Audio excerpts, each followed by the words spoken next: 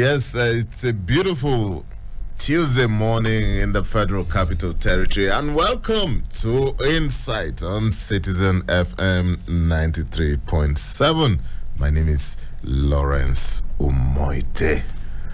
Yes, the discussion continues. Discussions about fixing Nigeria, about getting our priorities right. Discussions about taking a second look at our electoral laws and maybe processes. There are ongoing discussions about getting the citizens involved in governance issues, holding public officers to account. The list is limitless. More than a month after the 2023 general elections, there will predictably be a lot to talk about.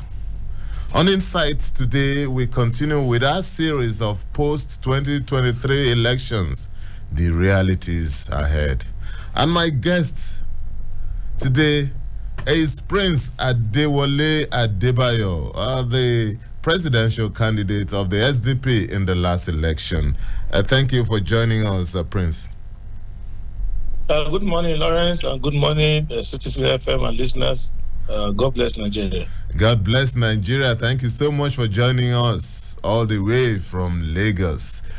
You can listen to us online on www.citizenfm.ng.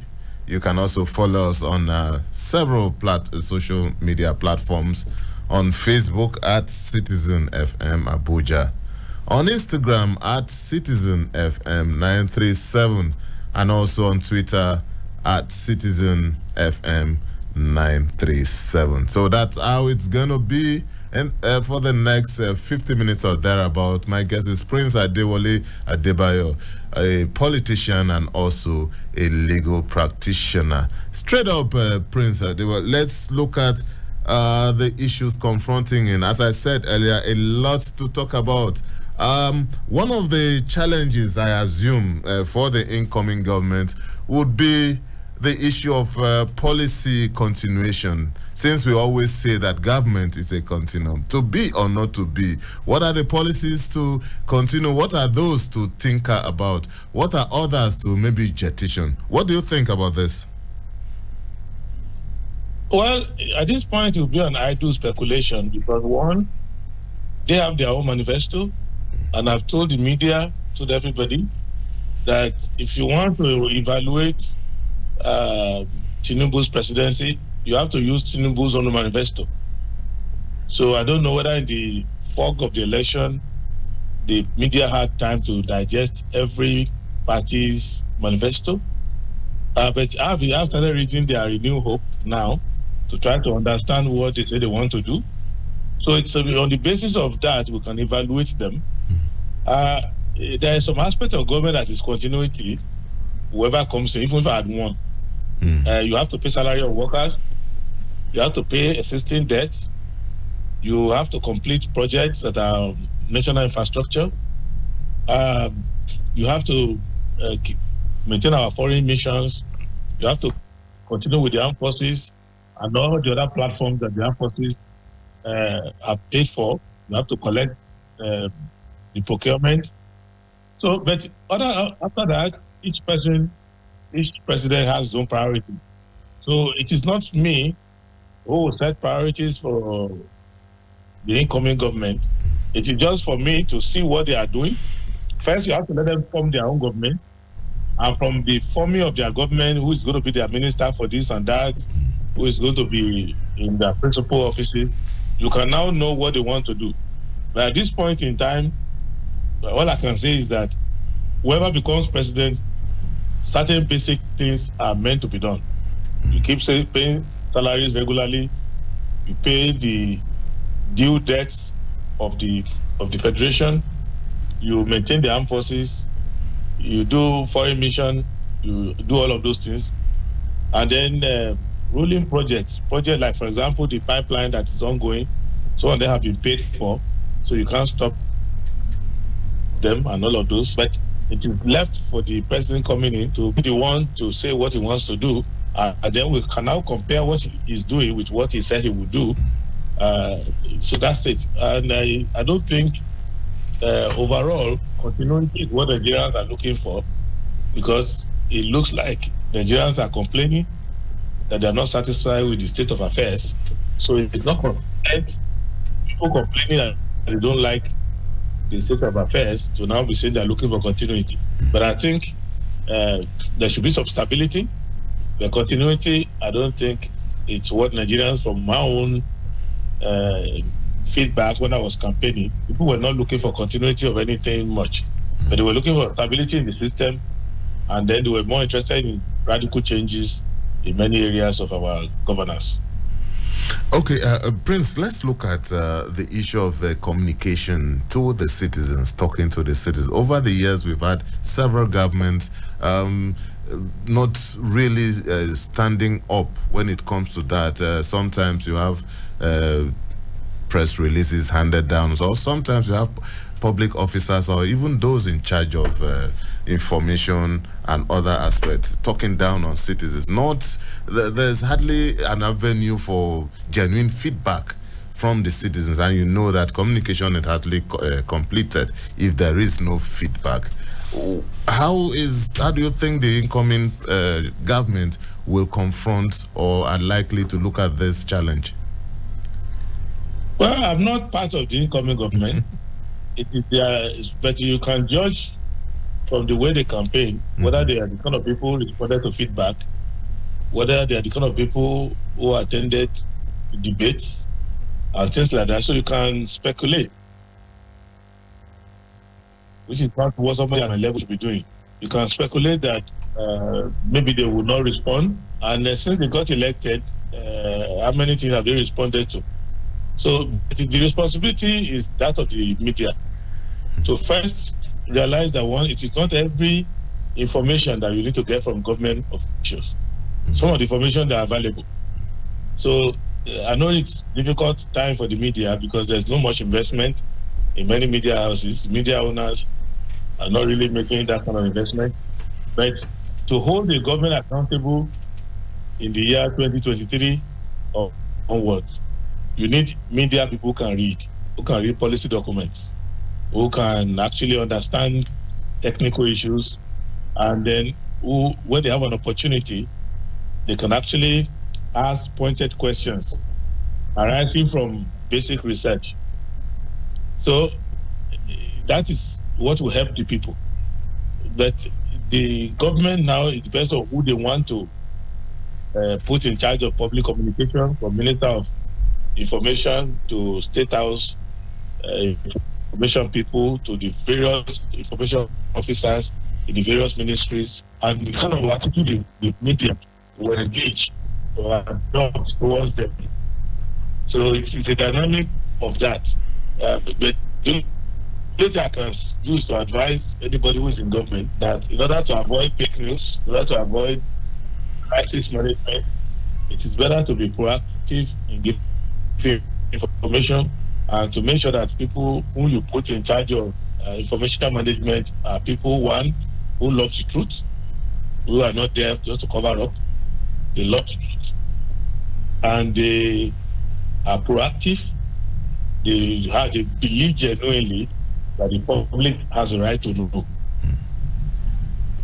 All right, please let's leave Nigeria. Let's do a little bit of foreign affairs now.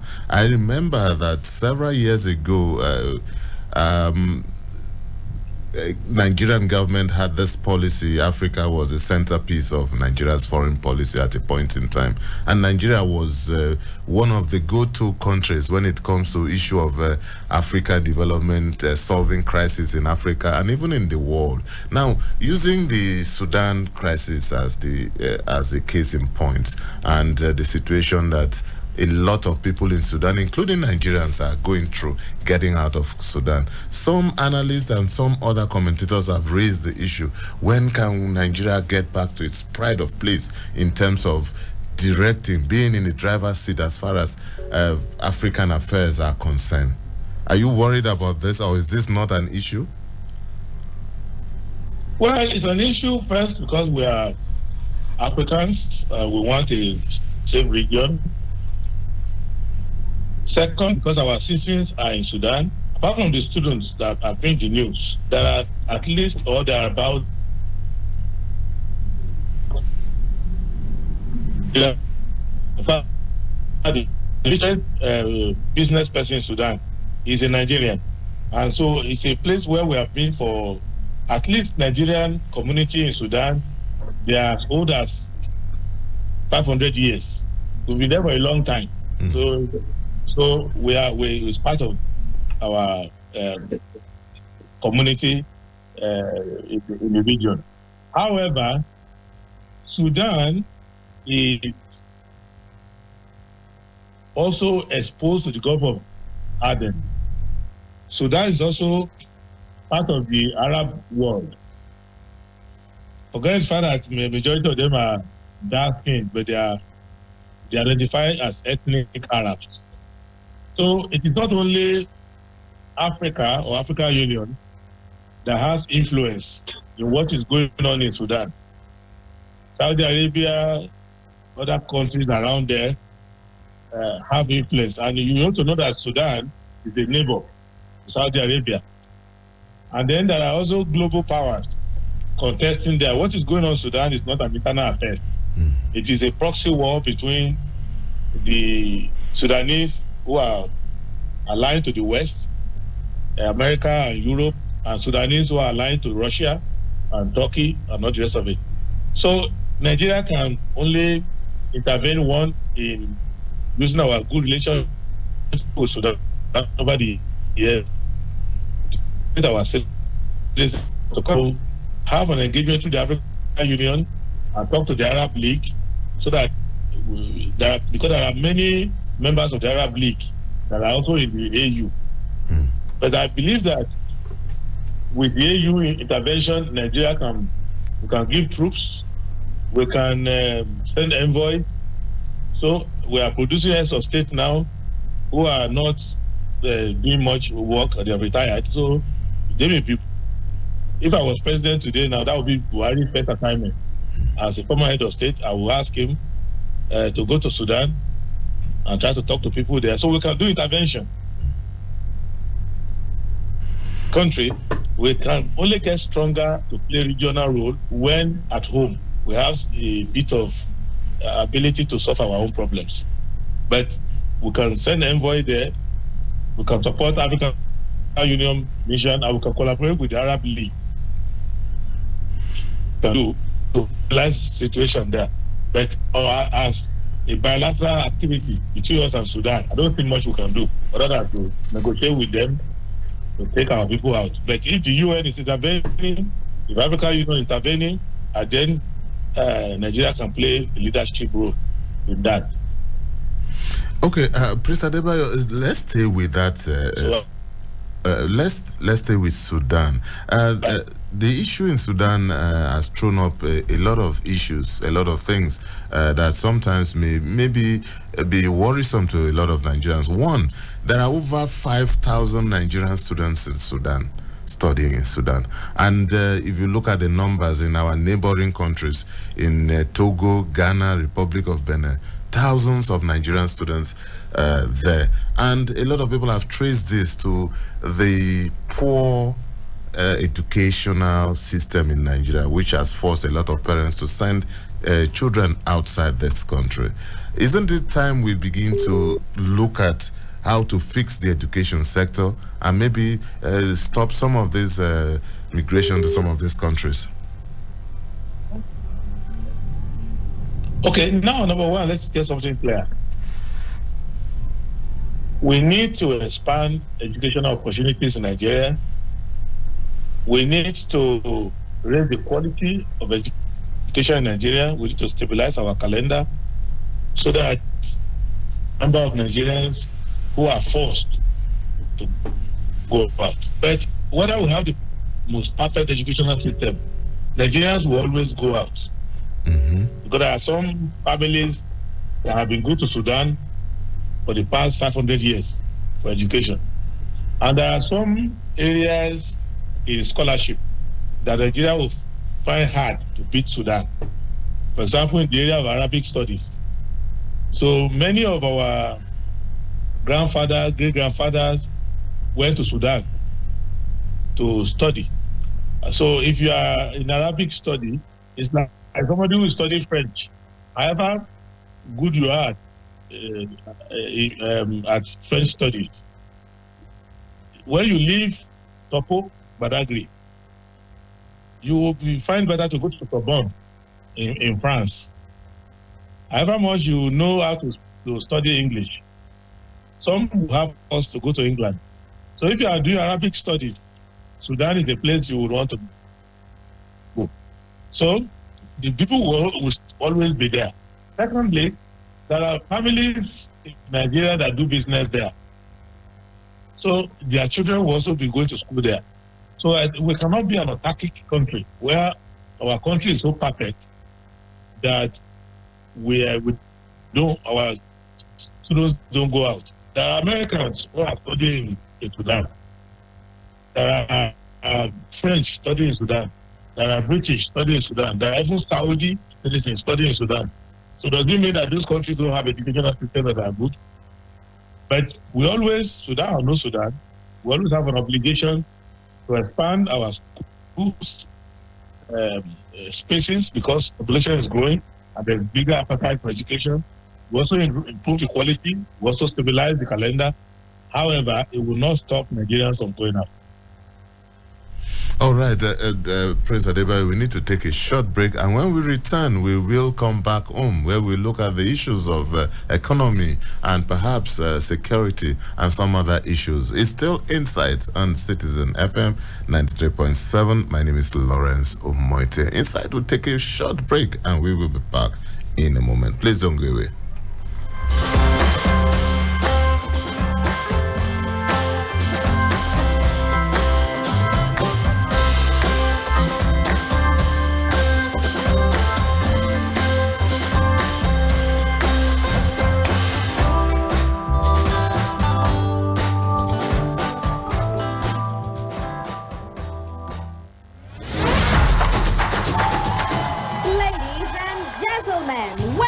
To Super Citizen at Sunset on Citizen FM 93.7. This is the fun-packed radio show you heard about.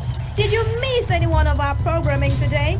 Join me, Diddy, from the Citizen Hut when we run through our programs from sunrise.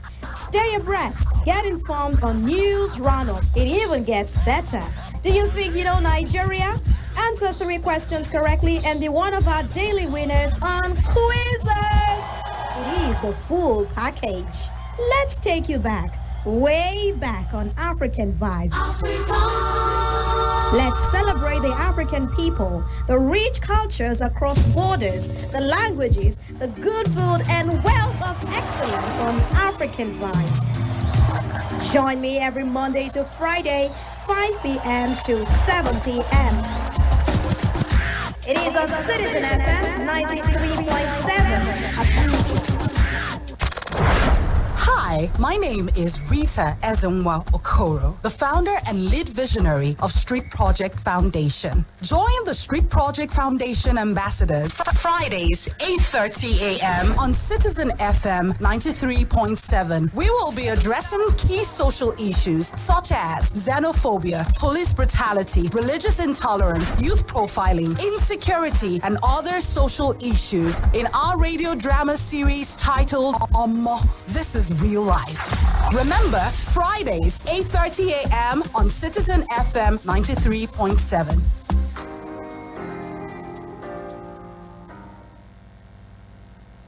Ụmụndem na ụmụnnam oge ndị Igbo na-abịaziri unu ụbọchị Satọde na ụbọchị Sọnde na weta aka n'elekere nke 4.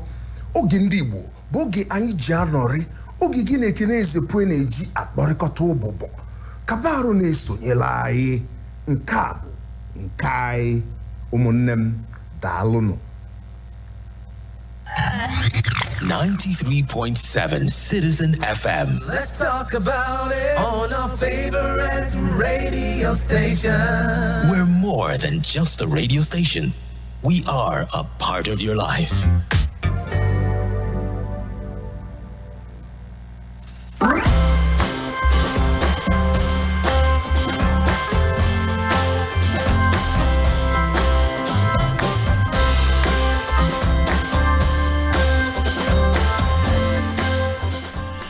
Thank you for staying tuned. It's still Insights on Citizen FM 93.7. My name is Lawrence Moiti. It's 10:31, and we are discussing post-2023 election and the realities ahead. My guest is Prince Adewale Adebayo, presidential candidate of the SDP in the last election. Thank you for standing by, Prince Adewale Adebayo.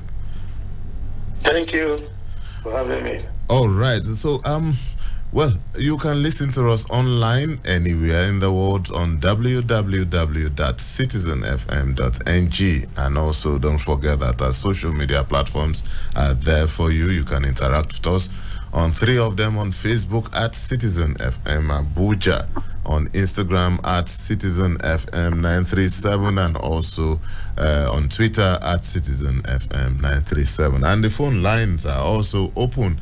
You can call us on 0903 2229797. You can also call us on 0818 2222205 or 0818222206. Any of those numbers, you can also send us a WhatsApp message, and we will do well to read your message. Just let us know where you're writing in from. The topic is post-2023 elections and the challenges ahead. And my guest is Prince Adewale Adebayo, presidential candidate of the SDP in the last election. And Prince Adebayo is also a legal practitioner. Prince Adebayo, let's come back to Nigeria, and let's look at let's start with the economy. There's so much to talk about in this area. But first, what lessons have we learned from some of the economic policies of this government ahead of a new administration? For example, the Naira redesign policy, which was so controversial at a point in time. I've said it many times. I don't know why the media don't want to take it. There is no policy. There's no currency design policy. It wasn't a policy. It was an exercise. Because no policy in government without a policy document. And the policy has to be formulated, debated, passed. So it wasn't a policy. It was just an exercise, a knee-jerk exercise, which I think they've learned the lesson. Apart from the fact that the concept is illegal, it's unwise. So I think, and these days now, we started with the idea that we wanted to withdraw the old notes. Now it looks like we have withdrawn the new notes, because I haven't seen any new note for a long time. The CBN has dispelled that. Yes. So I think the lesson in that is that I don't know whether anybody has learned the lesson. I can only say what I have learned, because I'm not the president-elect. I'm not the person coming as Minister of Finance. You're a Nigerian. Governor of Central Bank. So I don't know. It's only when they come by their subsequent pronouncement and action, you will know whether they have learned the lesson or not. But the lesson that can be learned, which I have learned, is that in government, you must let anything you want to do to be driven by national objective that carries all stakeholders along and that can be measured. So you don't take decision whimsically, and the process don't jump over institutions that have been set up by law. Get a policy right. So take your time to go through the policy. So they jump so many stages, and so any new person who wants to learn, not only on that issue of currency, but who wants to learn generally will know that government decisions are taken on behalf of the people. As a result of that, carry everybody along and carry all institutions along, and make sure that you see the end from the beginning. And don't let politics or personal idiosyncrasies or personal relationship between public officers. Hello, okay. Hello, Prince Adebayo. So we will have due process, yes. Okay.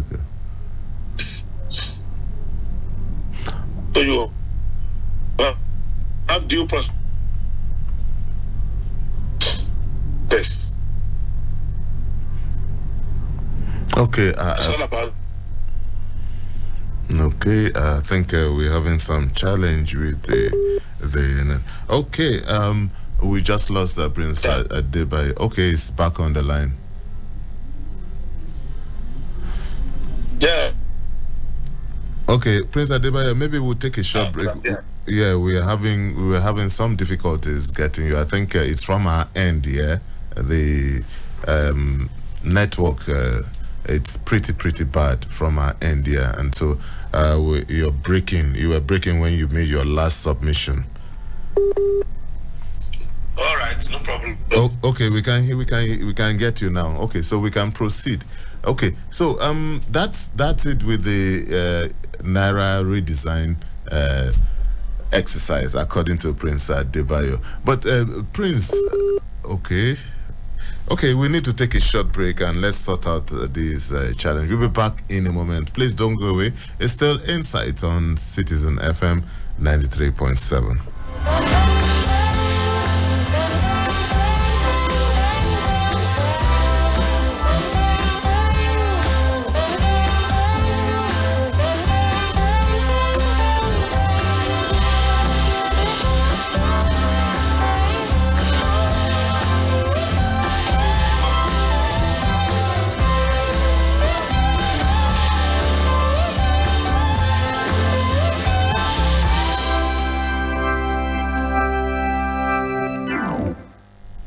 All right, thank you so much for staying tuned. It's still Insight on Citizen FM 93.7. My name is Lawrence Omoite. Prince Adebayo is back on the line. Thank you so much, sir, for getting back. Thank you very much. Yes. Thank you. Okay, still on the economy, Prince Adebayo. Now let's look at this issue of subsidy. It's remained very controversial. Today, at one point, the government said, it was going to end in June. At another point, it was, the next administration would take care of it. Do you really think any civilian administration, with the way our oil industry is operating now, any administration will do away with subsidy the way we handle it? Is it ever going to happen? Well, it's an issue. First, it is not wise for a government to impose a decision on a successor. If fuel subsidy needs to be removed, remove it by yourself. Your tenure cannot end in May, and you say it will be removed in June when somebody else is coming in. It is not, it's never done. So whether it is a good idea or bad idea, West in their mind on it. And from what I have seen, President Buhari, when he was running for the office 8 years ago, said that the subsidy thing is a criminal enterprise, and that any government that does not remove it, that government is a criminal government. So he has spent 8 years, he hasn't removed it, it has even increased. So in a way, people can say, well, maybe Buhari ran a criminal government. But even without going to that extreme conclusion, it's enough to say that they didn't have the courage to remove it, because even to the end, they kept saying it's not a good thing, and they haven't removed it. So that is an issue for them. Now, whoever is coming in has to study it. I have said it before that if I was elected, I know how to handle it. And my own understanding of it is that majority of the discussion is focusing on the amount it costs, but not on the amount it should cost. And based on the amount it should cost, we will be able to manage without increasing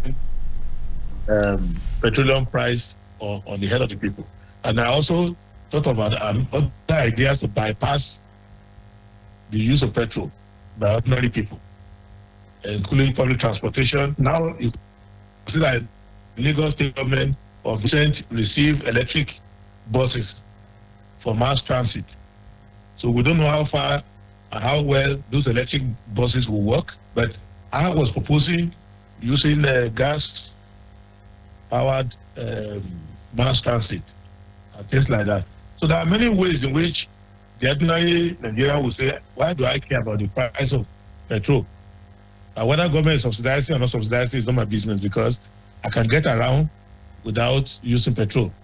And that is the phase that we can go to. So any government that has this comprehensive package can be able to tackle it. But if they are just looking towards raising the price only, because those who are in the business are lobbying them to raise the price so that they can make more money. The same way the price of cement has gone up, the same way the price of sugar, price of every other thing that these commodity traders are involved in. And the commodity traders are the largest spenders, together with bankers, on politics. They are the one donating the most money, politicians.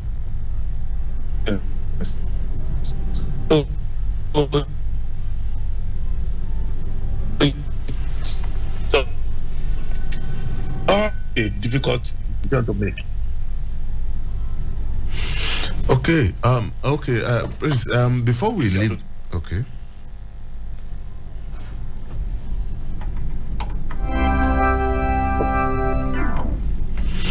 All right, Prince Adebayo, are you still there? I think we lost him. Yeah. Okay. Okay, we lost you for a while there. Okay, you can continue, sir. Okay.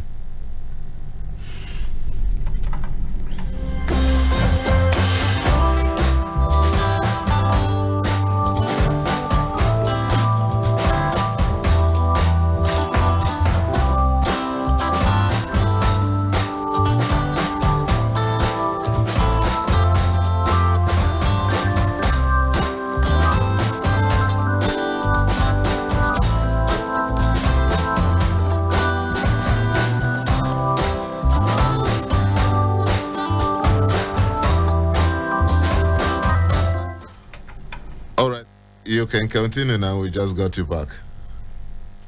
So my conclusion is that it is not the econometrics, the mathematics to the remote record. It's a question of whose side the government wants to be. If the government wants to be on the side of the people, they will take a different decision. If they want to be on the side of the marketers and importers, they will take a different decision. But overall, it is not a very difficult topic. If the government wants to do what is right, they can do it. They will reduce the cost of the subsidy, they will not raise the price of the petrol products, and they will increase our ability to, one, produce, refine more petroleum products at home, also to bypass the use of petrol for most of the current purposes we use it for now. Basically, in Nigeria, petrol is used mainly for driving medium-sized vehicles and small vehicles and small-sized generators. That's essentially what we use it for. And we can actually use mass transit to take care of that, and we can use gas as an alternative. And now, as I mentioned, some states are now, like Lagos, introducing electric vehicles. So those things are doable. Okay, Prince Adebayo, we have like 10 minutes to wrap up this program. So let's move very fast now. Let's look at the legislative arm of government, the National Assembly. The president is going to work with members of the National Assembly if he has to push his policies through. And currently there are moves, campaign and other things about election of the leadership of the National Assembly. This is high stake and is involved in so many things are at play now. From your experience in politics and playing at that highest level, what do you think is likely to play out in the National Assembly? There's nothing. It's an excitement for the people involved. There's nothing Nigerians look up to that. If you look at the people who are elected to National Assembly, the same people who have been there before. You have the same opportunity before. Even my party, the two people we elected to the Senate are two people who have been in the Senate before. That's the SDP. And if you look at Labour, majority of the people Labour brought back are people who have been PDP and APC before. So there is nothing new in Abga. The only candidate, senator from Abga is the same Abaribe who has been there before. So there is nothing, they will sort it out. It's not, it doesn't define anything. They are all friends, regardless of which party they are. What is at stake now is just personal interest of individuals. So the president-elect can close his eyes, and anybody from APC, from SDP, from Labour, from PDP or APC can become Senate president, and he will still get his agenda through. There's nothing there. So people should not. People can watch it if you like the legislature. You are interested in how they do their thing, but it's just personal lobbying that they are doing. There's nothing ideological there. You will see as they start to sit, they will almost vote the same way on almost the same issues. But they are friends. And they are crossing from party to party. They are all the same people. Okay, Prince Adeba, okay. Some people.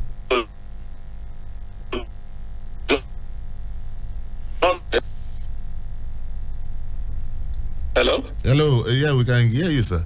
I said some people will be wondering why you are dismissing this with a wave of hand, because that's what you're doing. Remember in 2015, the scenario that played out, even though we had presiding officer who was from the ruling party, and the party, it was not the choice of the party at the end of the day. And after election, something has happened, and throughout that 4 years, that defined the relationship between the National Assembly, between the legislature and the executive arm of government. In the end, what did he achieve? They only disagree with each other on personal issue related to the party. Buhari wanted his agenda passed. They got passed. None of his ministers was refused. None of his ambassadors was refused. The loans he sought, none of them was refused. It is just some people get along in politics. They get along very well. Some people don't get along very well. But it doesn't mean that they are fighting over the interest of the people. That's what I'm saying. The president might have preferred somebody else as Senate president, and somebody else came, and it took time for them to forgive each other for what they consider among themselves to be betrayal inside their own caucus. But it didn't mean that they disagree over the affairs of the state on behalf of the Nigerian people. No. So that's what I'm saying. So people should watch it, but it's not a defining moment in our governance. That's what I'm saying. I tend to look at things that can change the direction of the country. And I don't see what is happening in National Assembly now, the way it is composed, that there is anything that can change the direction of the country there. It's just people must contest for an available space. And after the contest, they will all embrace each other and continue to work together like that. Because they are friends, all of them. Even the few new people who are coming to National Assembly for the first time are like followers of the people who are already there before. So they know themselves, and they will toe the line, as you will see as time goes on. They will all toe the line. Okay, Prince Adeba, before I let you go, let's do a little bit of talking about the reforms, areas of reform. Will it be too early for us to start thinking about taking a second look at our electoral reforms? For example, some people are already canvassing a constitutional alteration or amendment or review to effect the fact that before the swearing in of a winner, all litigations should end. What do you think about this and other forms of reforms? Reforms are never too early, and reforms are never too late. So anybody who is thinking of reform, I support, provided that make the reform comprehensive. Don't just react to the few problems you have this time. Think broadly. So I made the constitution in such a way that first we don't even go to regular courts again for election. Our regular judges should have nothing to do with election. And many other reform we can do. So when the reform program starts, we can go and make presentation to show to people there are so many things to reform. Our INEC should not even be controlling political parties, regulating political parties anymore. And so many other things we need to change so that INEC can face electioneering per se. So many things. So there are many reform ideas. So I'm for it. All right. Thank you so much, Prince Adewale Adebayo, for your interventions. It's always a pleasure listening to you. Thank you so much for appearing on Insight. It's a pleasure, and thanks for the invitation, and thanks to your audience, and God bless Nigeria. God bless Nigeria. Thank you so much. Well, that's our package on Insight today. Tomorrow, we'll have another guest, and we will discuss something else, but relating to the post-election of 2023, the realities ahead, so many other issues to take a look at. My name is Lawrence Umoiti. Let's make it a date tomorrow.